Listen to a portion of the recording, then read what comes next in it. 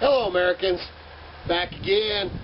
Got this, that last video, or the video, we're talking about going up and getting some dogwood today, so it might have been 2 videos ago. When we were up there and I scored that post with this old spike in it, I got thinking about it and I thought, well, that'd be kind of cool to show the whole process, you know, of me finding the spike up there in the hills and stuff, and then getting it pulled out of here, and then I'll go ahead and film the whole, you know, the forging process and stuff all the way up to when I put it on eBay. So I thought that'd be kind of a neat deal to do. So let's see if we can get this thing out of here.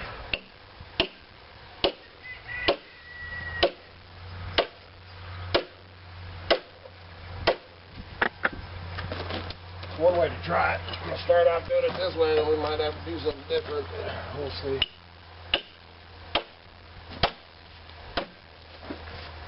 Gotta hit the thing. There it is.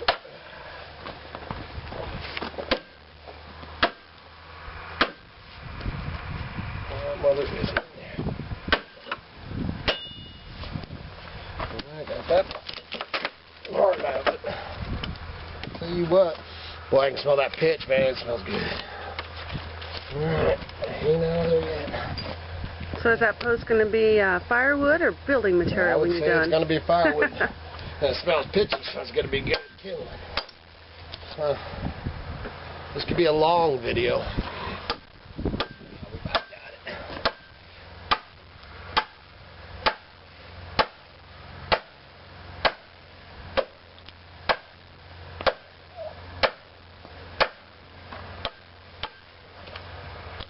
it. Still not? Got it? No. This one's in there. This is about the hardest one I've ever had. Most of them you just find. I don't want to beat it up too much. So I like the old, like I said, it might be off an old mining spike or something. Then I got looking at that video when we were messing around with it, you know, and I don't know if anybody noticed, but there was a couple of old posts in the creek there, you know, when I was doing the video getting this one, and I didn't even check them other ones out, so I'm going to have to go back up there and see if maybe them other ones have some spikes in it. If I can get this one.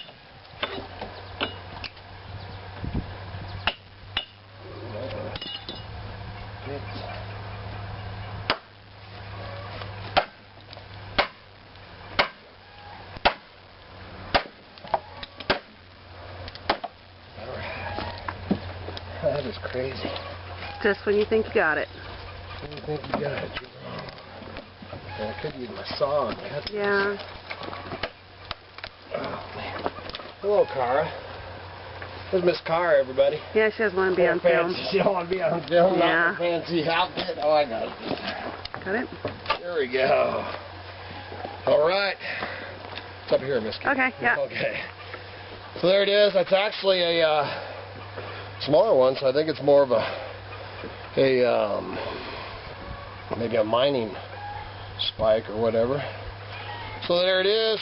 So then we'll continue this video when fire up the forge and stuff, and we'll show, let's make a complete knife out of it. Alright. Hello, Americans. Back again. Well, second segment of this video I'm doing that railroad spike that I dug out of that timber that I found down on the creek. So here it is. We're going to pound this thing out.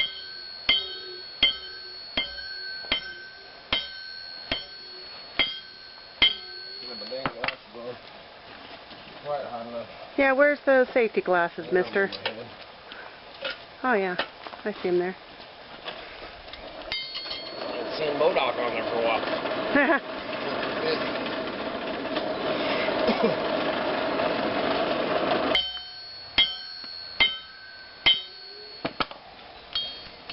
Got this new logger one, you can get a bigger swing. It's about as heavy as my head, but it don't beat me up with that either. Might get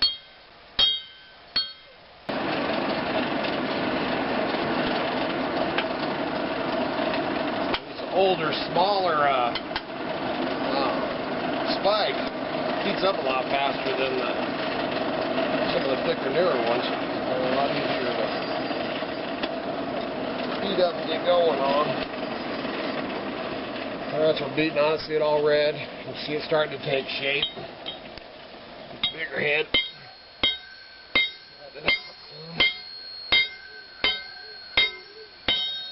Drop it on the ground, pick it up. That's good though, didn't even flip it over, see?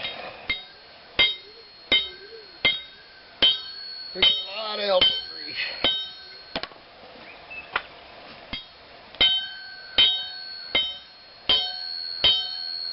Something I usually do too, not when I'm making the videos, is wear the dang earplugs. As you can see, this old beat up, this old chain link, or chain link, out of something that I picked up, and that's what I'm using to see how beat up it is. Still need to get me the dang fat one, but I wasn't giving me the $400. I will just get another handle. So you can see, kind of crooked. Starting to take shape. Just got to keep beating on it. I'm going to get me some more. Grab some more of the biochar. Been using this. I started doing it down here. Cutting it up. So much cleaner and nicer than the whole.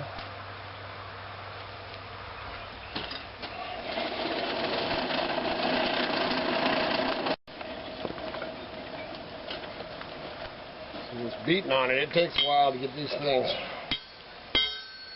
Beating on it when she turns the camera off.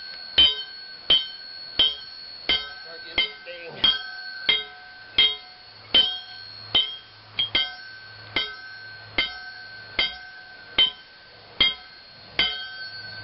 Get that shape. You always got to flip over, beat both sides so they're even, so you can get her all centered. Now it comes to, throw it on your feet a couple times. Always got to throw it on your feet a couple times. So get it down there in the coals. Kind of pile, see this one's, get these char down there, or the coal down there close.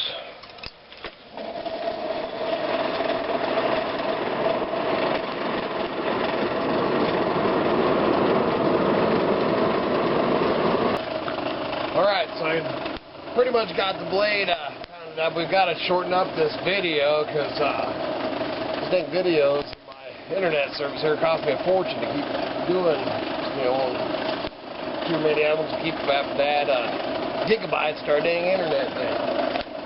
But anyway, so I'm going to have to shorten this video up.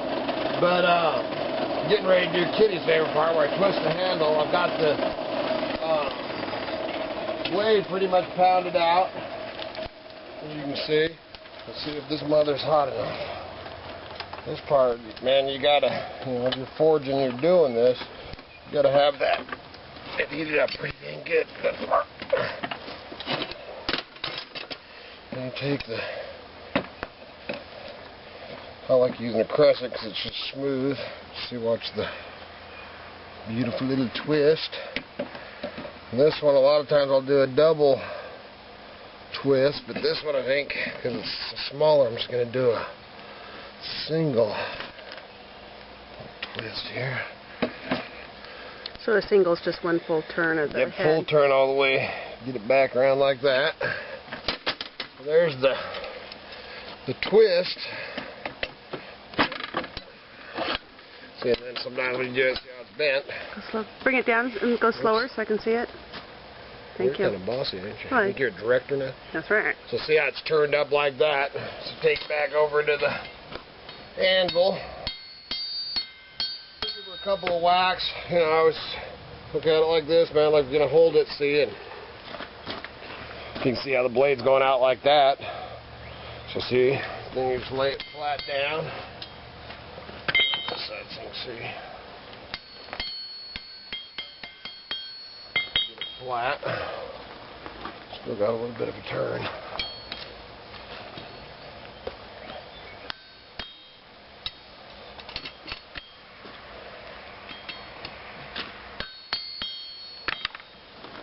See, That's pretty good there. So see now, you know, so I'll heat it up and finish,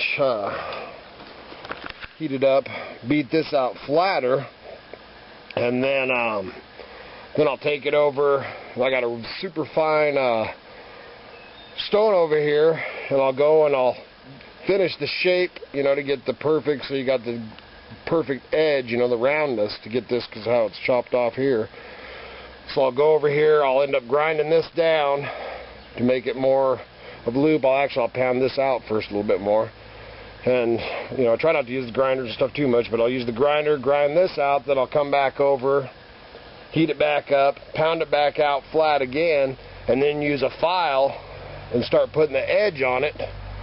And then I take a brass brush to get all the buildup and everything off of it, and then that'll be it. So I'll finish that up, and then I'll show you it, and then we'll put it on Idaho Hillbilly on eBay and see how she does. It's a cool little, turned out to be a cool little knife. So I'll show you when it's done instead of showing, you know, like I said, the dang video's getting pretty long. But that's the one I found there up in the hills, and here in about an hour, probably be on eBay. Alright, so I'll show you here in a minute. Okay, so now I'm using probably my favorite tool, my newest tool that my father-in-law picked up for me. So this is where we're at right now. And I did use a grinder, you know, to get the shape here, and then for the finger guard here.